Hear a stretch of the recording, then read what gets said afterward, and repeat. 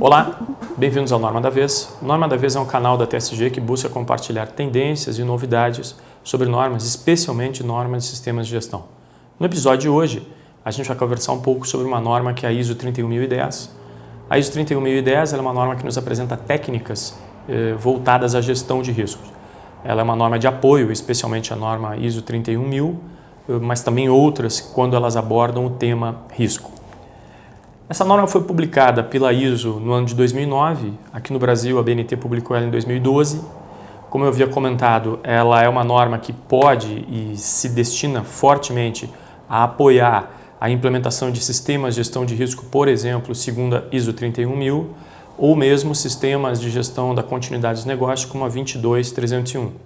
Existem outras normas também, como as normas aeroespaciais SAES 9100 e as derivadas 9110, 9120, que também abordam a questão do risco e, naturalmente, nesse sentido, nesse contexto, a ISO 31010 pode ser útil, uma vez que ela vai apresentar técnicas, ferramentas, metodologias, enfim, que podem ser usadas dentro de qualquer processo de gestão de riscos.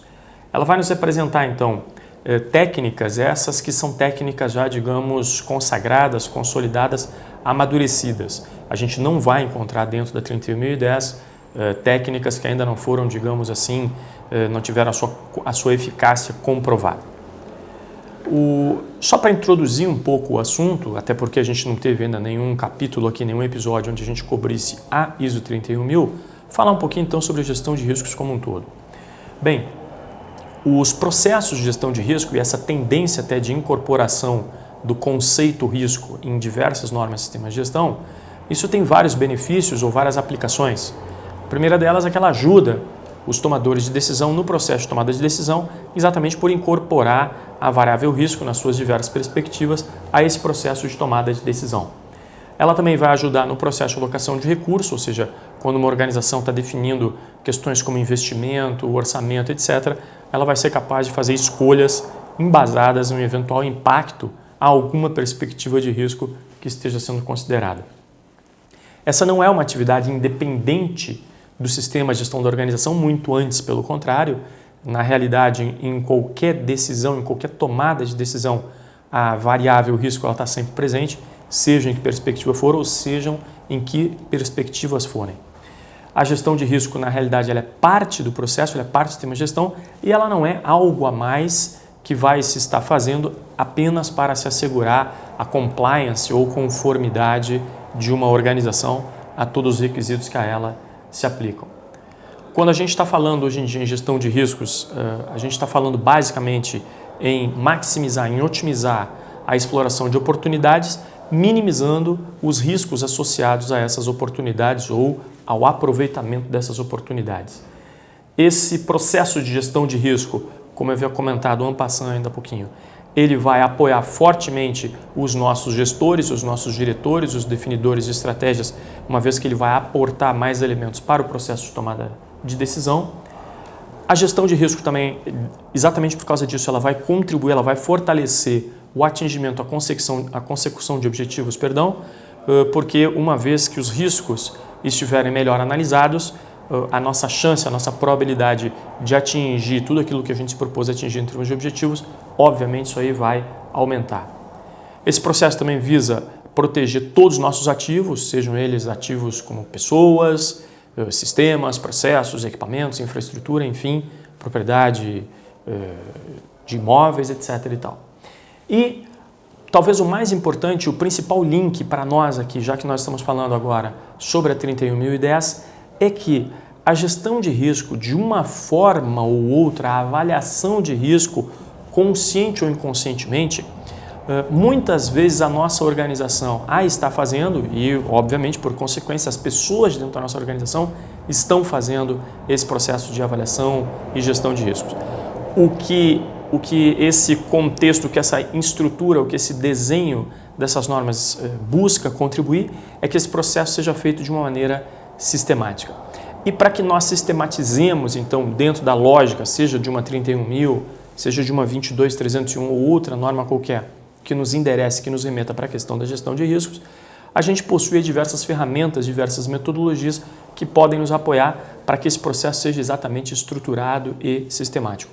A ISO 31010 ela vai nos apresentar mais de 30 técnicas que podem ser aplicadas ao processo de gestão de riscos.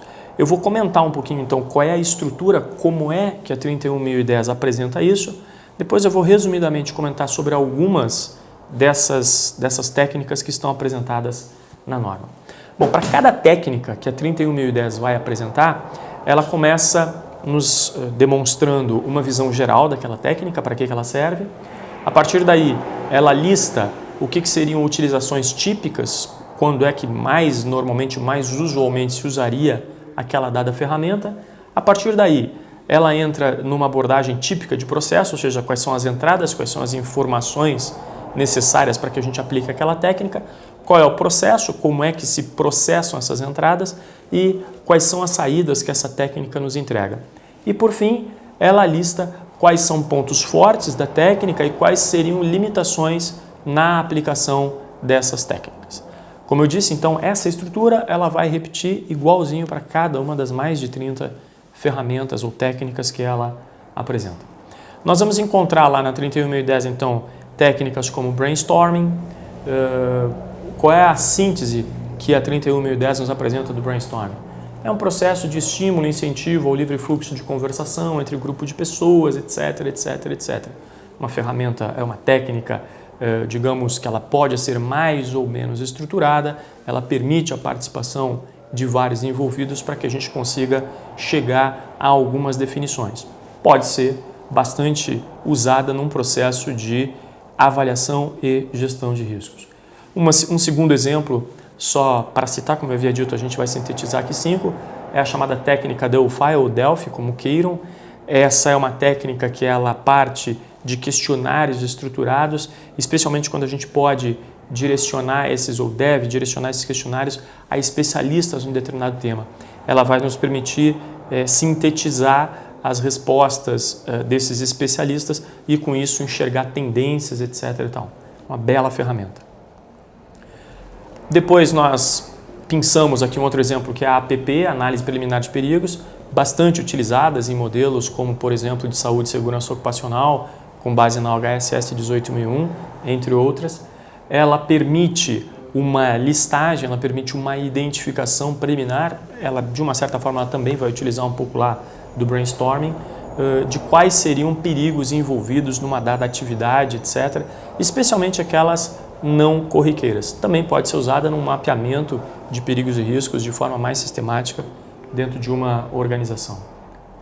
Listamos também o RASOP, que é o estudo de perigos de operabilidade. Essa ferramenta ela nasceu basicamente na indústria química, mas ela tem tido até o seu uso mais alargado, mais propalado, e ele busca procurar identificar quais são comportamentos ou quais são saídas que deveriam acontecer a partir da interação dos vários elementos de um determinado sistema, de um determinado processo produtivo. Também pensamos como exemplo o APPCC, bastante usado em sistemas de gestão na segurança de alimentos, baseados, por exemplo, numa ISO 22000 ou coisa que o valha, análise de perigos e pontos críticos de controle. Também ele procura identificar ao longo do nosso sistema produtivo, ao longo do nosso processo, quais são aquelas etapas, quais são os pontos críticos onde controles deveriam ser aplicados para a gente poder assegurar a saída desses processos. Por fim, como eu havia comentado, vou só citar mais algumas das técnicas que aparecem lá na 31010, até para dar um gostinho de quero mais e quem tiver interesse puder ir atrás. Ela também vai nos apresentar o FMEA ou FMECA, que é bastante disseminado em sistemas de gestão da qualidade, por exemplo, automotivos, a própria ISO TS 16949, um dos manuais que podem ou que vão ser utilizados dentro do sistema de gestão da qualidade nesse contexto é exatamente o manual do FMEA. Uma bela ferramenta para análise de potenciais consequências a partir de determinadas ocorrências. Ela também vai nos apresentar a árvore de falhas, ela também vai apresentar matriz de probabilidade de consequência, que também é uma ferramenta bastante utilizada em avaliação de riscos relacionados à saúde e segurança ocupacional. Também vai apresentar a chamada análise da confiabilidade humana, ou Human Reliability. Também já existe aí uma bela bibliografia a respeito disso que vocês conseguem encontrar. Bem, eu espero que isso tenha sido útil, que tenha agregado algum tipo de valor, alguma informação a vocês e até o próximo episódio.